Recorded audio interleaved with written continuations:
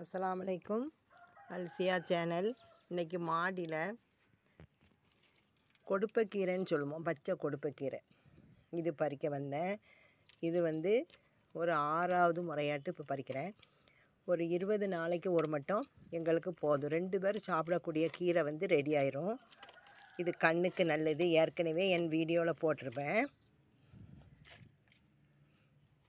நம்ம ஒரு தொட்டியில் வச்சு எந்த வித உரமும் இல்லாமல் நம்ம வீட்டு உரத்தை வச்சு வைக்கிற கீரை. இதை நீங்களுமே ஒரு சின்ன கொப்பை ஒடிச்சு வச்சு பாருங்க, சீக்கிரம் துளிர் வந்துடும்.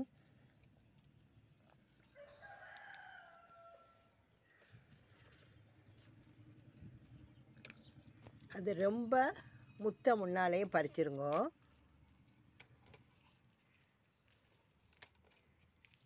இந்த குச்சியை உடச்சி வச்சாலே போதுமே, வந்துடும். இதுவரை நான் கீரை கடந்த 2 வருஷமாக வெளியே வாங்கினதே கிடையாது.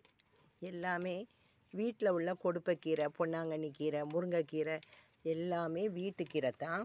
இங்கே பாருங்க, இப்போ நான் இதைத்தான் பறிக்க வந்திருக்கேன். ஒரு தொட்டியில் நிறைய இருந்தாலே போதும், 2 பேர் சாப்பிடக்கூடிய அளவு கீரை கிடச்சிரும்.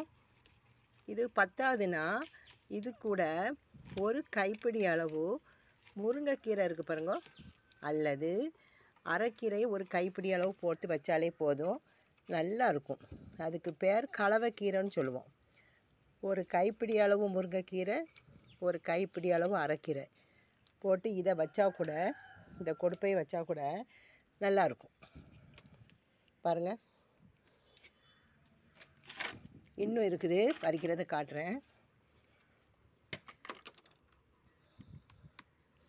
இன்னும் 20 நாளைக்குள்ளே அடுத்த ஆள் நம்ம வைக்கக்கூடிய கீரை வந்துடும், கிடச்சிரும். இது ரோஜா செடியோட ஒரு 2 காம்பு தான் வச்சேன், அவ்வளோ எண்ணெய் வந்துட்டு.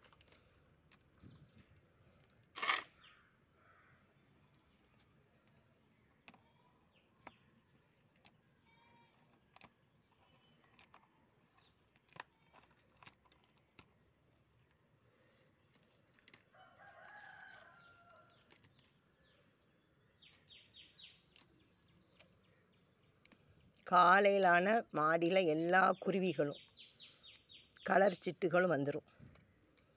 வீடியோ எடுக்கும் போது எல்லாம் பறந்து போயிடுது.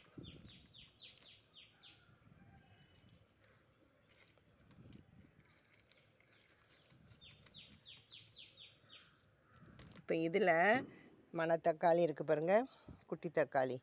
இந்த பாருங்கள், இந்த காயோட இதையும் ஒரு கைப்பிடி அளவு பறிக்கிறேன். பாருங்கள், சூப்பராக ரொம்ப டேஸ்ட்டாக இருக்கும். எவ்வளோ எண்ணெய் பறிச்சிருக்கேன் பாருங்கள். இது கொடுப்பக்கீரை. இன்னும் இருக்குதுங்க, இன்னும் இருக்குது.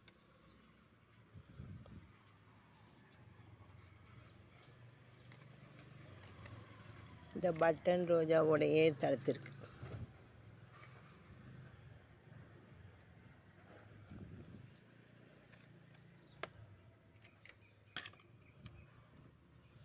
இவ்வளோ குட்டி தக்காளி கீரை, மீதி எல்லாமே கொடுப்பக்கீரை.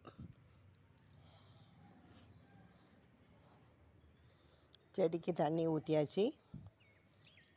நம்ம அந்த கொடுப்பக்கீரையை பறிச்சாச்சு. நம்ம தேவைன்னா இந்த முருங்கைக்கீரை கூட பறிச்சிக்கலாம், தேவையில்லை. இவ்வளோ போதும், 2 பேருக்கு இவ்வளோ போதும். பாருங்கள், இந்த வீடியோ பிடிச்சிருந்தா லைக் பண்ணுங்கள். நீங்களும் வீட்டில் இப்படி ஒரு தோட்டத்தை உருவாக்குங்க. நமக்கு மனசுக்கு நிறைவு தரும், மனசுக்கு சந்தோஷமாகவும் இருக்கும். தினம் செடிகளுக்கு தண்ணி ஊற்றி நம்ம காய்கறிகளை படிக்கும் போது அது மனம் ஸ்ட்ரெஸ் ஆகாமல் ரிலாக்ஸாக இருக்கும். நீங்கள் இதை செய்து பாருங்கள். அதோட இன்னொன்று பாருங்கள், இந்த ராஜமல்லி மறுபடியும் மொட்டு வைக்க ஆரம்பிச்சிட்டு பார்த்திங்களா. இதுக்கு எல்லாமே வீட்டு உரந்தாங்க. நம்ம வீட்டில் உள்ள கழிவுகளை வெளியே போட வேண்டாம். பாவைக்காவும் பிஞ்சு அடிக்க ஆரம்பிச்சிட்டு மறுபடியும் இந்த பாருங்கள், அது எல்லாம் இடையில இருக்கிறனால தெரிய மாட்டுக்கு. இதை தெரியுதா? அது மாதிரி இந்த பக்கம் ஒன்று கிடக்கு. இந்த உள்ளுக்குள்ளே கிடக்கு.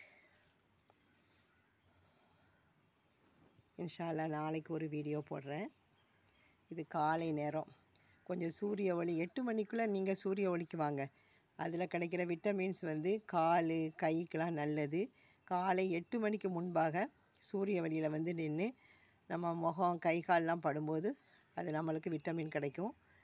செடியும் தண்ணி ஊற்றுற மாதிரி ஆச்சு. இது ஒன்று சாம்பார் பருப்பில் தான் போட முடியும். இதையும் பறிச்சிரும்.